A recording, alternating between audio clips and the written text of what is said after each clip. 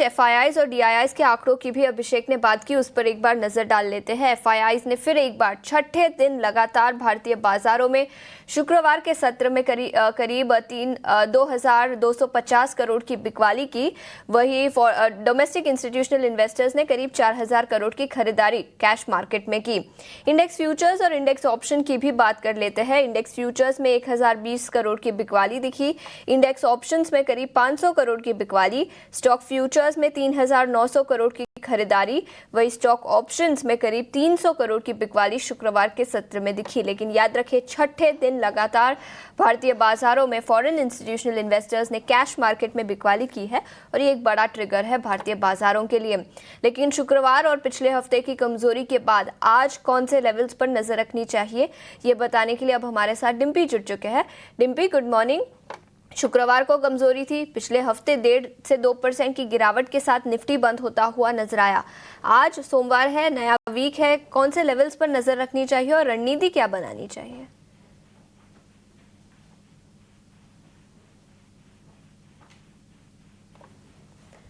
डिम्पी, क्या आप हमें सुन पा रहे हैं? यस आशीषा, आपको आवाज आ रही है हमारी? बिल्कुल बिल्कुल आ रही है, बताइए। Yes Ashisha, good morning. First of all, मतलब एक तो हिंदी में कहावत है कि गरीबी में आटा गीला, तो कुछ कुछ वैसे इस मार्केट के अंदर हो रहा है। एक तो ऑलरेडी हम पहले से ही अपने लो टेस्ट कर रहे थे, तो ग्लोबल मार्केट्स के अंदर जो संकेत है वो भी वीक है, डॉलर यील्ड वगैरह थोड़ी बड़ी है और उससे भी इंडिकेशन लग रहा है कि आपके लिए जो रास्ता है और टफ होता जा रहा है। पहले क्या था कि ग्लोबल मार्केट का सपोर्ट रहता था, आप उसको इग्नोर भी कर देते थे कि ठीक है चल रहा है, टूट रहा है, तो आपको एक रिदम रहता था। क्योंकि 20 तारीख को डोनाल्ड ट्रंप ऑफिस संभालेंगे तो उससे पहले उनके मार्केट में भी रीएडजस्टमेंट्स हो रही हैं, जिसकी वजह से वहां पे भी हल्का फुल्का सा प्रेशर है। बट एनी हाउ, क्योंकि मार्केट बैक टू बैक एफआईस को ना होने की वजह से टूट रहा है, ये कंटिन्यूटी इफेक्ट आज आपको फिर से गैप डाउन के फॉर्म में मिलेगा। ये गैप डाउन आज काफी बड़ा भी हो सकता है, तो मेरे को ऐसा लगता है कि इस गैप डाउन होने के बाद मार्केट शायद और एक्सटेंशन पे ना चला जाए। लेकिन एक चीज समझना होगा कि यहाँ पे मार्जिन ट्रिगर्स कॉल्स आना शुरू हो गई हैं, क्योंकि पिछला हफ्ता जो था वो सोमवार से शुरू हुआ था और टिल शुक्रवार तक आप मार्केट को तोड़ते ही गए, तोड़ते गए, तोड़ते ही गए। तो उससे क्या है कि किसी हफ्ते में जो वीकली बेसिस पर पोजीशंस बची होती हैं वो रह गई। लेकिन सैटरडे को सभी ब्रोकर्स ने अपने अपने क्लाइंट्स को फोन किया कि आप पैसे दीजिए, नहीं तो माल कटेगा। तो आज सुबह गैप डाउन हो रहा है, तो आज एक ट्रिगर इस तरह का भी बनेगा कि ग्लोबल मार्केट्स भी डाउन है और आपके स्टॉप लॉसेस भी कटेंगे या फिर आपके मार्जिनल कॉल्स भी हिट होंगे मार्केट में सुबह सुबह ही। तो लेकिन जो हो रहा है सुबह सुबह होगा, उसके बाद मेरे को लग रहा है कि थोड़ी शांति मार्केट्स के अंदर आनी चाहिए। देखो, we hope for the best. अभी हमारे पास ऐसा कोई भी और मेजर ट्रिगर नहीं है जिसकी वजह से हम ये कह पाए कि मार्केट को इतनी बुरी तरह से करेक्शन होना पड़ रहा है, जस्ट बिकॉज ऑफ एफआईस की होल्डिंग पावर नहीं है इंडिया में, तो इसलिए ये back to back free fall जैसा हो रहा है। अदरवाइज वैसे कोई अभी तक मेरे को कोई ऐसा कोई दिखा नहीं दिक्कत। अब आते हैं लेवल्स पे। देखिए, ऑलरेडी हम काफी डैमेज कर चुके हैं, तो अगर आज हम 100 से 150 पॉइंट की गिरावट के साथ खुलते हैं तो करीब 100 पॉइंट आप और एडजस्ट करके चलिए, इससे ज्यादा नहीं। और उसके बाद एक हल्का पुल बैक की उम्मीद भी हम कर सकते हैं। 23,300 हमेशा की तरह एक पैनिक स्टॉप लॉस की तरह काम करेगा, आप उसको रिस्पेक्ट भी कीजिएगा, उसको देखिएगा भी। दूसरी इंपॉर्टेंट बात, बैंक निफ्टी में डैमेज ऑलरेडी थोड़ा सा ज्यादा हुआ है, इसलिए बैंक निफ्टी हो सकता है शुरुआती झटका लेने के बाद फिर थोड़ा रुक जाए। इसलिए आज कुछ करना नहीं है स्टार्टिंग में, पहले 1-1.5 घंटा मार्केट को कितना डीप डाउन करता है एक बार वो देख लेना। उसके बाद अगर कहीं भी कोई सपोर्ट नजर आएगा तो फिर देखेंगे, क्योंकि अभी कोई भी लेवल्स बोलना बेमानी है, बेवकूफी है। तो पहले मार्केट्स को एक बार गैप डाउन करने देते हैं, उसकी रिदम चेक करते हैं। मैक्रो डाटा कोई प्रॉब्लम नहीं है सच, अभी भी पीसीआर वगैरह में और इस तरह की प्रॉब्लम्स कुछ नहीं है। हाँ, एफआईस की सेलिंग है, ये बात सच है। वो बजट से पहले क्यों नहीं आ रहे, अभी मेरे को ये भी डाउट है उन पे कि बजट से पहले प्री बजट बाइंग जो होती है टिपिकली मार्केट्स में, वो एब्सेंट है। वो कब आएगी ये भी नहीं मेरे को पता अभी भी। तो ये 2-3 चीजें हैं जो मार्केट के अंदर अभी थोड़ा सा डर और पैनिक क्रिएट कर रही है। और मे बी आज विक्स भी शायद थोड़ा राइज होगा, 17 तक चला जाए। तो एक बार अगर विक्स कूल डाउन होना शुरू हो जाए और मार्केट एक बार बेस बना ले तो फिर देखेंगे, कुछ एक्सपेरिमेंट करेंगे। अदरवाइज नहीं तो आज सिर्फ वेट एंड वॉच करने का ही दिन है। नीति आपको आज के सत्र के लिए बनानी चाहिए। डिम्पी, शुक्रिया पूरी डिटेल्स के साथ हमारे साथ जुड़ने के लिए। और 5 स्टॉक्स एफएनओ बैन में रहेंगे आज के सत्र में। बंधन bank, Hindustan copper, L&T finance, Manappuram finance और आरबीएल बैंक, तो ये 5 स्टॉक्स पर भी अपनी नजर रखें। डिम्पी, शुक्रिया पूरी डिटेल्स के साथ बताने पड़ते हैं। अक्षय भागवत अब हमारे साथ जेएम फाइनेंशियल सर्विसेज से जुड़ चुके हैं। अक्षय, शुक्रिया समय निकालकर जुड़ने के लिए। बताएं आज के सत्र के लिए रणनीति कैसी बनानी चाहिए? Good morning.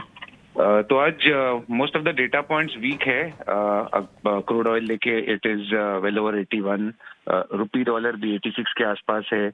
एफआईआई का डेटा पॉइंट्स अगर आप देखें तो कैश और इंडेक्स फ्यूचर दोनों में बिकवाली थी। बस एक ही पॉजिटिव अगर आज का लेना है तो प्राइस पॉइंट रहेगा, जो नवंबर लोस थे 23,250, वहां पे निफ्टी कैसे रिएक्ट करेगा वो बहुत क्रूशियल रहेगा।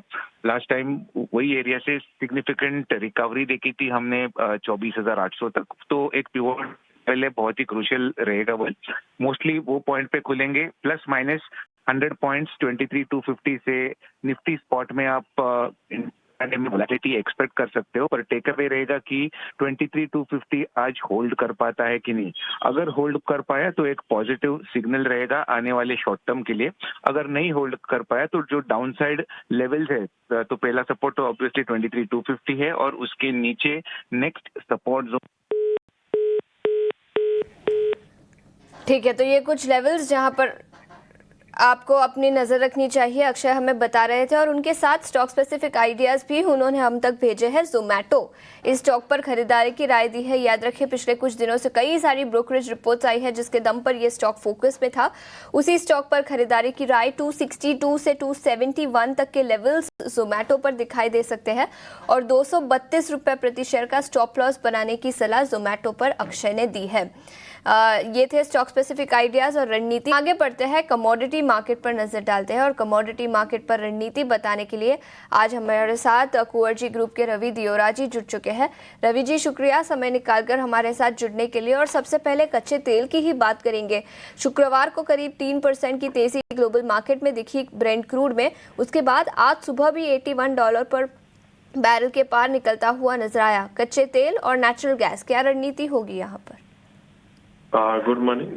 दोनों में डेफिनेटली काफी अच्छी रिकवरी लास्ट वीक में दिखाई थी। हालांकि despite of this sizeable recovery आज भी ये मोमेंटम कंटिन्यू होगा, क्योंकि जो रीजन एंड रैशनल है वो थोड़ा सपोर्टिव है। जो पॉलिटिकल रिस्क के साथ जो रशिया के ऊपर जो एक्सपोर्ट और रशिया के जो शिपिंग एंड वहाँ की जो ऑयल एक्सप्लोरेशन कंपनी उसका ऊपर सैंक्शन का टाइट करना, ये थोड़ा प्राइस के लिए सेंटिमेंट पॉजिटिव है।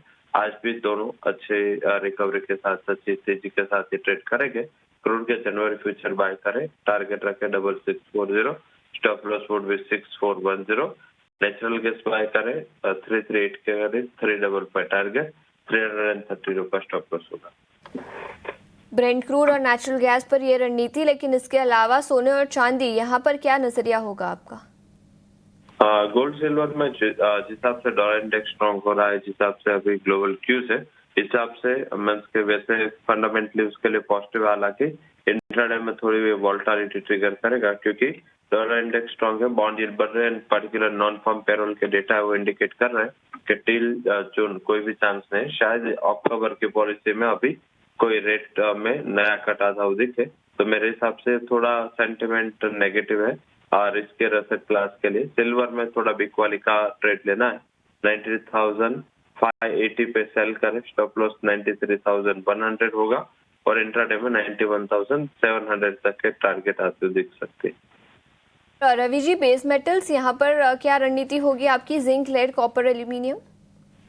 बेस मेटल में इतना डेंट नहीं, क्योंकि ऑलरेडी काफी हद तक उसने ये काफी चीजें डिस्काउंट करी थी।